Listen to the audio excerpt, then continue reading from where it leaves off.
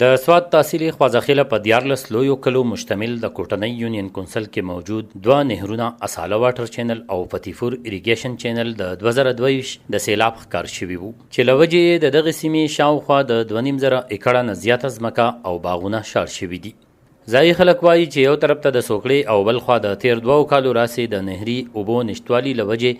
په زراعت او باغونو ډیر بد اغیز پرېوتی دی او په تیر 2 کاله کې یې په اربونو نقصان شوی دی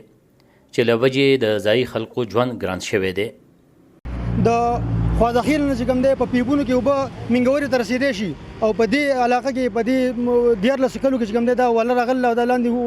ځمکې د هغې نه سیراب دي دا چې کوم دی نشي جوړېدی په دې کې خو دونه کار نشته خو د 1 کیلومتر نیم خبره وایي تباهي روانه ده باغونه لاړو ختم شو نن زمیندار تباه برباد دی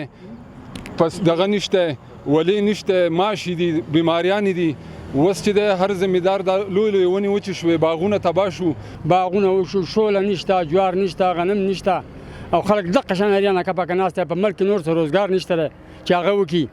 او دغه خلک دې ته ناسته او د دې په ځین شلتالو لاړ سکالي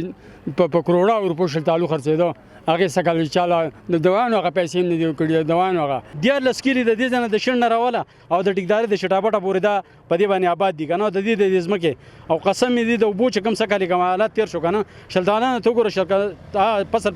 بالکل تباه شو. لکه زمونږ اهمه مسله اوس د ولو ده باغونه زمونږ تباه شو او لازمي دوله پکار ده چې لازمي په دې اکشن والي چې نن چې د شلتالو یو ډکه تناله ته د الخوباني ډکه نه د مړې ډکه نه هغه په 10 کاله کې نه راسي او هغه باغات چې دا